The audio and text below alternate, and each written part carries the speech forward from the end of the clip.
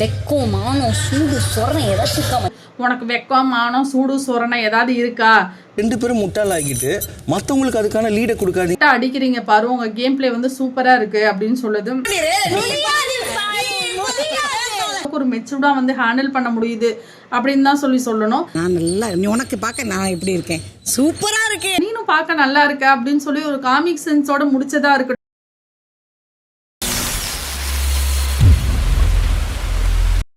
Hi வணக்கம் மக்களே, Nila's park சேனலுக்கு தங்களை அன்போடு வரவேற்கிறேன். அனைவருக்கும் மேரி கிறிஸ்மஸ் டு ஆல். இந்த வருடம் உங்களுக்கு மிக சிறப்பாக ரொம்ப அற்புதமாக நீங்கள் நினச்சதெல்லாம் கூடிய விரைவில் நடக்கிறதுக்கான கண்டிப்பாக நடக்கும். அதற்கு என்னுடைய மனமார்ந்த வாழ்த்துக்கள். ஸோ இன்றைக்கி எபிசோடில் சீசன் 9ல் டே 81ல் என்ன நடந்துச்சு அப்படின்னா, சாண்டா கிளாஸ்னால் அது வந்து ஒரு அற்புதமான ஒரு விஷயம். அப்படி உன்னோட லைஃப்பில் என்ன நடந்துச்சுன்னு சொல்லி திவ்யா அரோராட்ட கேட்க என்னோட எக்ஸ் தான், பட் அது வந்து மேரேஜில் முடிய வேண்டியதாக இருந்துச்சு. பட் அவன் வந்து சேவிங்ஸு, லைஃபு, ஒர்க்கு, இந்த எக்ஸ்பீரியன்ஸ்லாம் அவன் மூலமாக தான் எனக்கு கிடச்சிச்சின்னு சொல்லும் பொழுதே சாங்ஸை ப்ளே பண்ணி சாண்டா கிளாஸ் உள்ளே வந்துட்டாங்க. ஸோ நம்மளோட சவுண்டு தான் பயங்கரமாக சவுண்டு தான் வீட்டில் உள்ள யாருக்குமே டவுட் இல்லாமல் அமித் மட்டும் இவங்க வந்து ஒரு கேர்ளாக இருக்க வாய்ப்பு இருக்குது அப்படின்னு சொல்லி கண்டுபிடிச்சாங்க. வேறு யாருமே ஃபைன் பண்ணவே இல்லை. ஸோ வந்த சாண்டா வந்து எல்லாருக்கும் வந்து சாக்லேட்டை வாரி கொடுத்துட்டு, உங்கள் லைஃப்பில் வந்து இவ்வளோ நாள் முடிஞ்சிச்சு, இனி வந்து ஒரு மிக அற்புதமான ஒரு நாளாக இருக்கும் அப்படின்னு சொல்லி சாக்லேட்டு ஸ்வீட்டெல்லாம் கொடுத்துட்டு, உங்களுக்கு வந்து ஸ்டோர் ரூமில் ஒரு கிஃப்ட் இருக்குதுன்னு சொல்லி எல்லாருக்கும் ட்ரெஸ்ஸஸ் ஆல்சோ கிஃப்டாக கொடுத்துட்டு கிளம்பிட்டார் சாண்டா கிளாஸு. அதுக்கப்புறம் பார்த்திங்கன்னா நம்மளோட அனைவரும் ஆவலோடு எதிர்பார்த்து காத்து கொண்டிருந்த நம்மளுடைய பாருவோட அம்மா, நம்ம அப்படியே அப்படி நினச்சிட்டு இருந்தோம், புஸ்ஸுன்னு போயிடுச்சு. பட் எக்ஸ்பெக்டேஷன் இது, அவங்க என்ன சொல்லுவாங்க இதெல்லாம் செகண்டரி.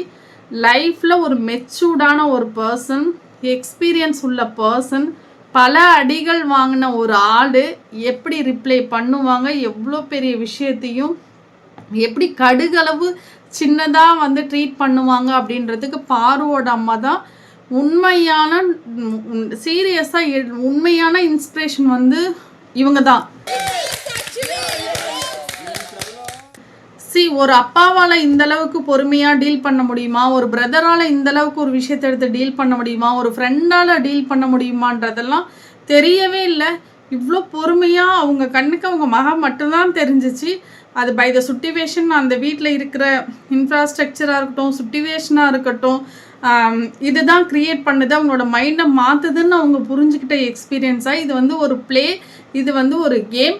ஸோ அதுக்கு தன்னைத்தானே மாற்றிக்கிறதோ, அதுக்கு ஒரு சிலது ப்ளே பண்ணுறதோ, இதெல்லாம் நடக்கக்கூடியது அப்படின்னு அவங்க மைண்டில் கரெக்டாக ஃபிக்ஸ் பண்ணிவிட்டு வந்து உள்ள என்ட்ரியான உடனே எந்த சவுண்டும் இல்லை, எந்த ஒரு ஆர்ப்பாட்டம் இல்லை, ஓவர் ரியாக்ஷன் இல்லை, ஓவர் எமோஷன்ஸ் இல்லை.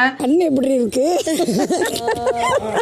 பாரோட அம்மா வந்து பாரோ ஒன்ஸ் மீட் பண்ணோடனே கண்ணு எப்படி இருக்கு அப்படின்னு கேட்டுட்டு உடனே சொன்னாங்க, என் அடி வேற பிசைஞ்சு போயிடுச்சு அப்படின்னு சொல்லி ஒரு தாய் சொல்லும் பொழுது அவங்க பட்ட அந்த துயரம், அந்த கஷ்டம், இதெல்லாம் வந்து ஒவ்வொருத்தவங்களாலையும் ஃபீல் பண்ண முடியுது அது எப்படி அப்படின்றது. அதுக்கப்புறம் வந்து சிரிச்சுக்கிட்டே, என்னம்மா ஜாலியாக தான் இருக்க, நீ சிரிச்சுக்கிட்டே இருக்க, ஓகே தானா, ஆள் ஓகே தானா அப்படின்னு சொல்லும் பொழுது ஜாலியாக தான் இருக்க.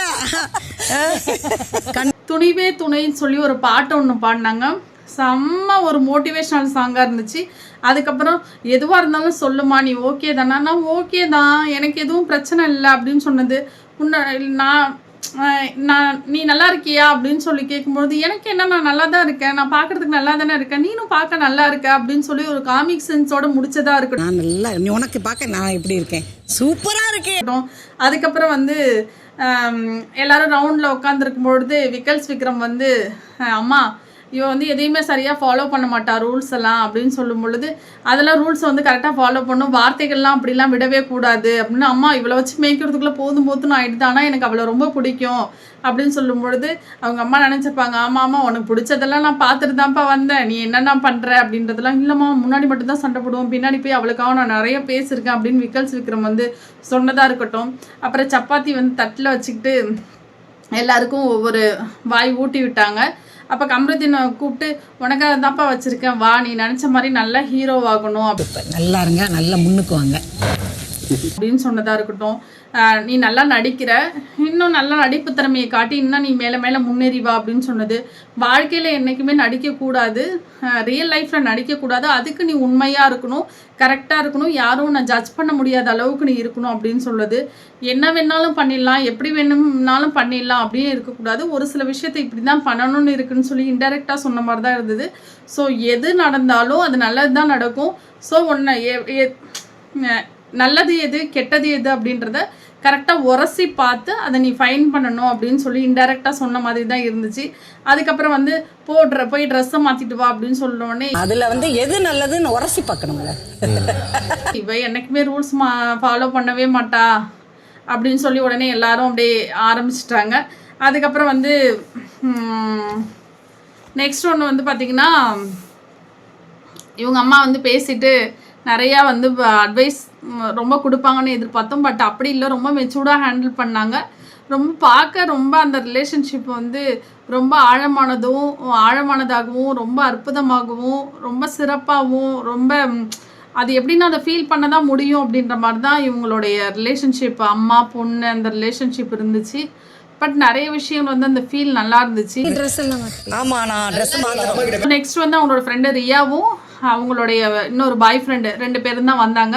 வந்த உடனே கிளின்னு கிழிச்சிட்டாங்க. அதாவது சீசன் 8 என்னால் விளையாட முடியல, இப்போ ஒரு வாய்ப்பு கிடைச்சிருக்கு என் ஃப்ரெண்டு மூலமாக. ஸோ இதில் நான் பூந்து விளையாடுறேன், மேபி ரிவ்யூ கொடுக்கறதுனாலே என்னன்னு தெரியல.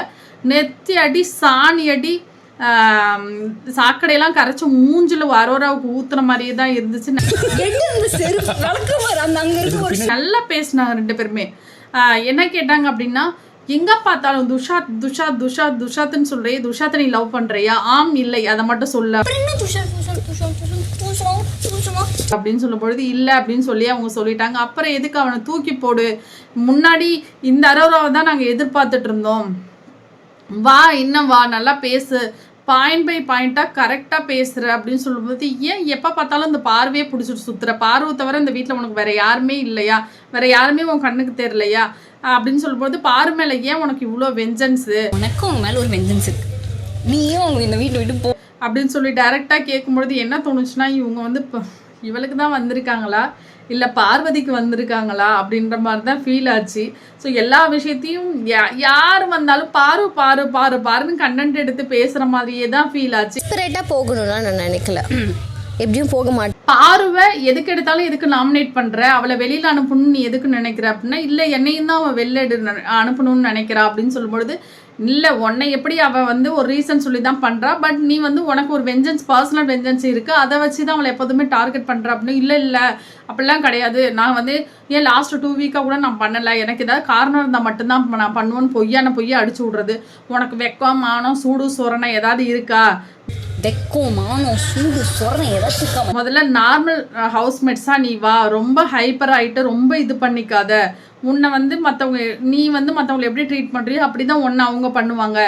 என்ன பண்ணாலும் அதை உனக்கு கரெக்டாக பண்ணு. இன்னொன்று உடஞ்சி அழுவாத. உனக்கு எந்த விஷயம் ஒரு விஷயம் ஹர்ட் ஆகுதோ அதை கொண்டு தான் அந்த வீட்டில் உள்ள எல்லாரும் உன்னை அடிப்பாங்க, உன்னை மிதிக்குவாங்க. அதெல்லாம் நீ மூவ் ஆன் பண்ணி போகிறதுக்கு நீ ரெடியாக இருக்கணும் அப்படின்னு சொன்னது.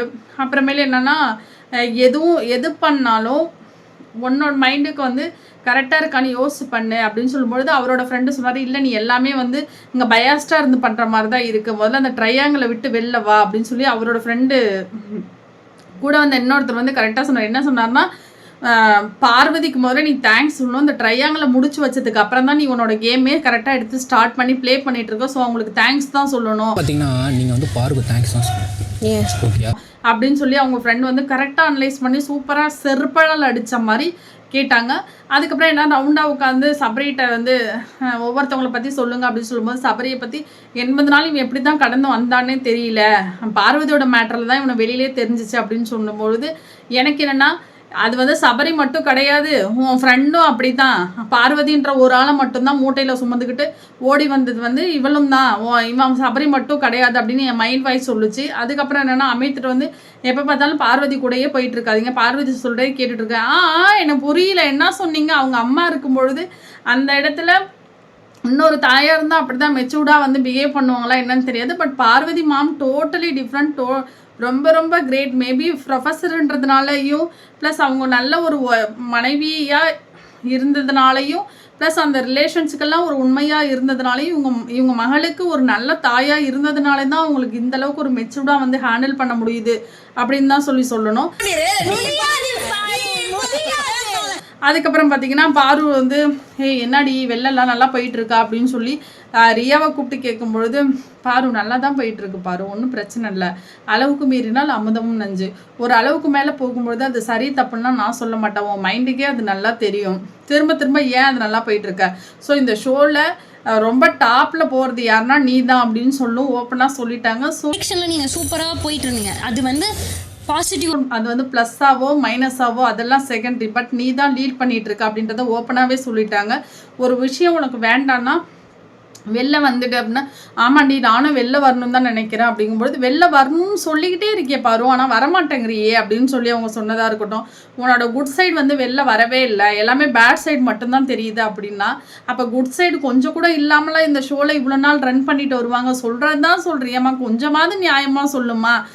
அது அரோராவே சொன்ன பாயிண்ட் என்னென்னா உங்களுக்கு பிடிச்சவங்கன்னா அவங்கள்ட்ட ஒரு சாஃப்ட் கார்னர் இருக்குது, பிடிக்கலன்னா அவங்கள வச்சு செய்கிறீங்க. ஆமாம், தன்னை மட்டுமே டார்கெட் பண்ணிட்டு இருந்தால் அவங்கள வச்சு செஞ்சு தான் யாருன்னு தாங்க காட்டணும், அதுதாங்க கேமு. ஐயோ. அதுக்கப்புறம் வந்து என்ன வேணாலும் இருக்கட்டும், எது வேணாலும் இருக்கட்டும், முதல்ல அதெல்லாம் தூக்கி போடு, நல்லாவே இல்லை, அது மட்டும்தான் திரும்ப திரும்ப வருது, இது வந்து ஒரு ஃபேமிலி ஷோ எல்லாரும் பார்க்குறது, அது நல்லாவே இல்லை, அது வந்து ரொம்ப அக்லியாக இருக்குது அப்படின்னு சொல்லி யார் சொன்னாங்க, ரியா சொல்லியிருக்காங்க. மேடம் வந்து ரொம்ப அக்லி கேமாக இருக்குது அப்படின்னு சொல்லி ரியா மேடம் சொல்லியிருக்காங்க.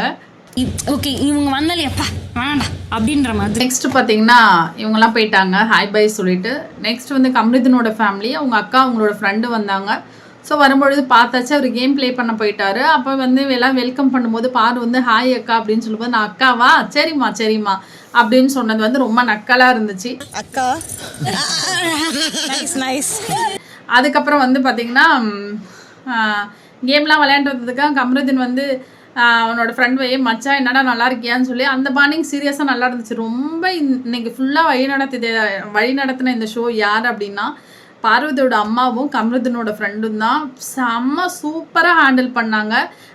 போடுறதுங்கிறது ரொம்ப யதார்த்தமான ஒரு விஷயம். ஆக்சுவலாக இந்த பிக் பாஸ் டீமே இந்த ஒரு மாமா வேலை பார்க்கறதுக்காக தான் இவங்க 2 பேர் வந்தாங்க. அரோரா வீட்லேயோ இல்லைன்னா இங்கே கம்ருதீன் வீட்லேயே வந்தால் இதில் ஏதாவது ஒரு பிரச்சனை நடக்கும், டிஆர்பி ரேட்டிங்கை இன்க்ரீஸ் பண்ணிக்கலாம் அப்படின்னா எல்லாரும் சேர்ந்து சாணி அடித்த மாதிரி தான் இந்த பிக் பாஸ் டீமுக்கு ஒரு மண்ணாங்கட்டி இல்லை. ரொம்ப மெச்சூர்டா நீங்கள் உங்கள் கேமுக்காக எதுக்குடா எங்களை வச்சு ப்ளே பண்ணுறீங்கன்னு சொல்லி செருப்பால் அடித்த மாதிரி தான் இருந்துச்சு. ரொம்ப சூப்பராக ஹேண்டில் பண்ணாங்க 3 ஃபேமிலியுமே, நல்லா இருந்துச்சு.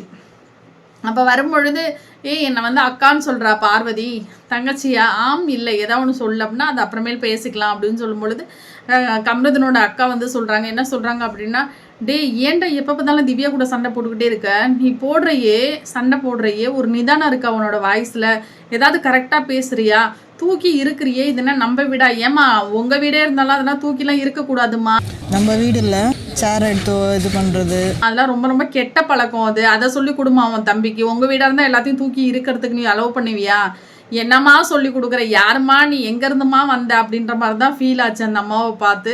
ரொம்ப ஓவர் ஆட்டிடியூட்டாக இருந்துச்சு, நிதானம் கிடையாது, ஒரு எக்ஸ்பீரியன்ஸ் இல்லை, ஒரு எக்ஸ்பீரியன்ஸ் இல்லை, ஒரு தம்பிக்கு என்ன சொல்லணும்னு தெரில, நீ ஏண்டி வந்த அப்படின்ற மாதிரி தான் அவரோட பிஹேவியர்ஸுமே இருந்துச்சு.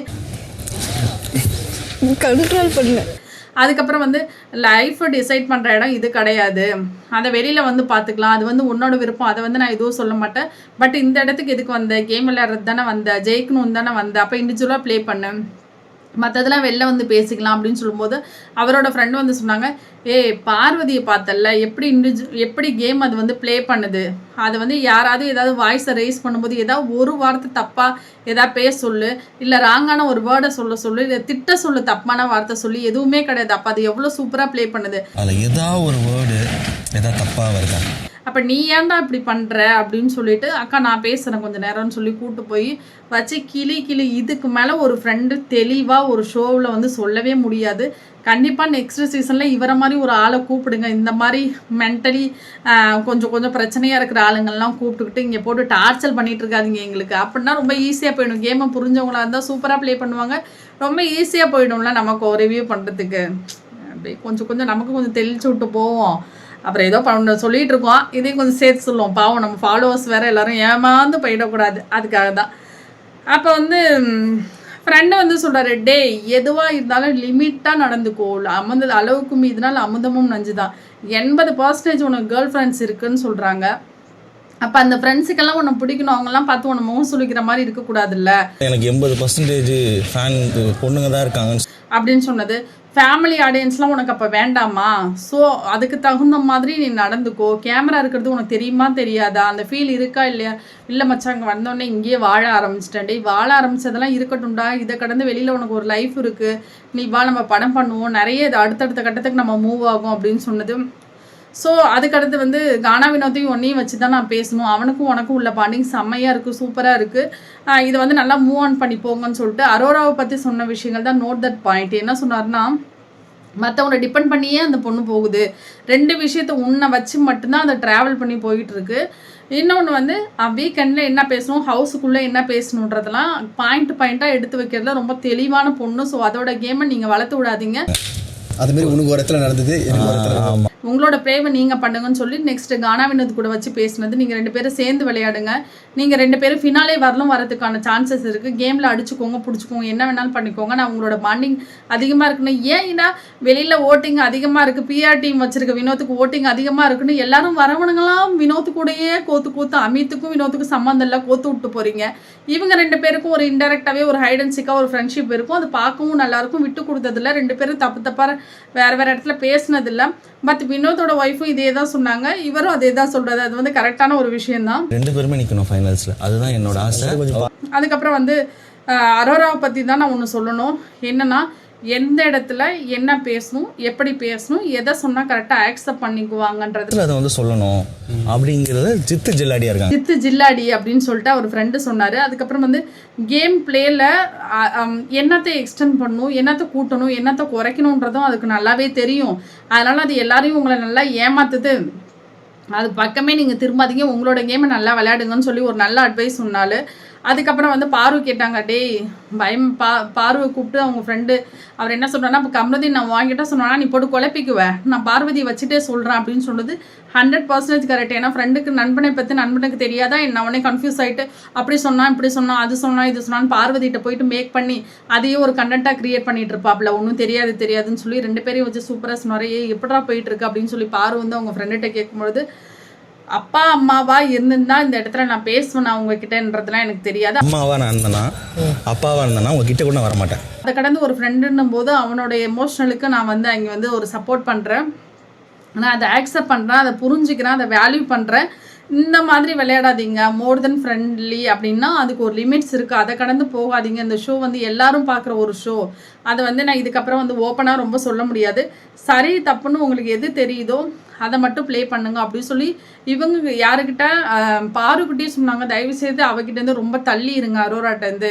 அரோரா உங்ககிட்ட வந்து ஏதாவது ஒரு விஷயம் சொன்னால் அதுதான் கரெக்டுன்னு எடுத்துகிட்டு போய் நீ அதை உடனே இம்ப்ளிமெண்ட் பண்ணாத, அவள் நல்லா ட்ரிகர் பண்ணி விட்றா அப்படின்னு சொல்லும்பொழுது பாரு வந்து சொன்னாங்க, அவள் அப்படி தான்டா பண்ணுறா, நான் சொல்லிட்டேன்டா அப்படின்னா அது அப்படியே நல்லா வெளிப்படையாகவே தெரியுது. நீங்கள் எதுவாக இருந்தாலும் டைரெக்டாக அடிக்கிறீங்க பாரு, உங்கள் கேம் பிளே வந்து சூப்பராக இருக்குது அப்படின்னு சொல்லுது. 2 பேரும் முட்டாளாகிட்டு மற்றவங்களுக்கு அதுக்கான லீடை கொடுக்காது. இதை கடந்து வெளில வாங்க. உங்களுக்கு அதை கடந்தும் மோர் தென் ஏதாவது தோணுச்சு அப்படின்னா என் ஃப்ரெண்டுக்காக நான் வந்து கண்டிப்பாக எதையுமே பண்ணுறதுக்கு நான் ரெடியாக இருக்கேன் அப்படின்னு அவர் சொன்னது வந்து ரொம்ப சூப்பராக இருந்துச்சு. அதுக்கப்புறம் வந்து நீங்கள் வந்து முட்டாள் மாதிரி ஆயிடுறீங்க அவகிட்ட, அதனால உங்களுக்குள்ளே ஃபைட் பண்ணி நீங்கள் எந்த பிரச்சனையும் பெருசாக்கிக்காதீங்க அப்படின்னு அவர் ஃப்ரெண்டு வந்து சொன்னது நல்லா இருந்துச்சு. அதுக்கப்புறம் வந்து அவங்க அக்கா வந்து டே ஒரு ஃபேமிலியாக இருக்கிறோம், ஃபேமிலிலாம் ஆடியன்ஸ்லாம் பார்க்குறாங்க, உன்னை எல்லோரும் நல்லா கேட்டதாக சொன்னாங்க அப்படின்னு சொல்லிட்டு இப்படி தலை நிமிர்ந்து அவங்க நடக்கணுமாமா. அவங்க தம்பி வந்து இப்போ தலை குனிஞ்சு நடக்க வைக்கிறாராமா அப்படின்னு சொன்னது. அவன் வெளியே வந்துட்டு எல்லாத்தையும் பார்த்துக்கலாம், இங்கே எதுவும் நீ பண்ணிகிட்டு இருக்காத அப்படின்னு சொல்லி சொன்னாங்க. அதுக்கப்புறம் வந்து பாரு வந்து சொன்னாங்க, எதுவும் தப்பாக எடுத்துக்காதீங்கக்கா, நான் வெளில வந்து பேசுகிறேன் அப்படின்னு சொன்னாங்க. ஸோ அது வந்து டீசெண்டாக சொல்லும்பொழுது இவங்க சரிங்க நாங்கள் வந்து கண்டிப்பாக உங்களை பெருமைப்படுத்துவோன்னு பார்வதி சொல்லும்போது, நீங்கள் உங்கள் அம்மாவை பெருமைப்படுத்துங்க, இவன் என்ன பெருமைப்படுத்திட்டோம், உங்கள் அம்மாவை பெருமைப்படுத்துங்க, இவன் என்ன பெருமைப்படுத்தட்டும். என்ன மாதிரியான வேர்ட்ஸ் இதெல்லாம்? இந்த மாதிரி கேவலமாவா பேசுவாங்க? இது இவங்களுக்கு தெரிஞ்ச மெச்சூரிட்டி இதுதான். நம்ம அவளோட எதிர்பார்த்துட்டு இருந்த பார்வதியோட அம்மாவோட வருகை, கமருதீன் ஃப்ரெண்டோட வருகை, அவங்க அரோராவோட ஃப்ரெண்டோட வருகை, இதெல்லாம் ரொம்ப சூப்பராக இருந்துச்சு. ரொம்ப தெளிவாக எல்லாரும் சொல்லிட்டு போயிட்டாங்க. இதுக்கப்புறம் இவங்களோட கேம் எப்படி சேஞ்ச் ஆகுது, எப்படி ப்ளே பண்ணுறாங்கன்னு பார்ப்போம். Thank you so much guys. Support பண்ணுங்கள், ஷேர் பண்ணுங்கள், உங்கள் வேல்யூபிளான கமெண்ட்ஸ் கொடுங்க. Thank you so much. உங்கள் அனைவருக்கும் கிறிஸ்மஸ் திருநாள் நல்வாழ்த்துக்கள். Thank you guys. தேங்க்யூ.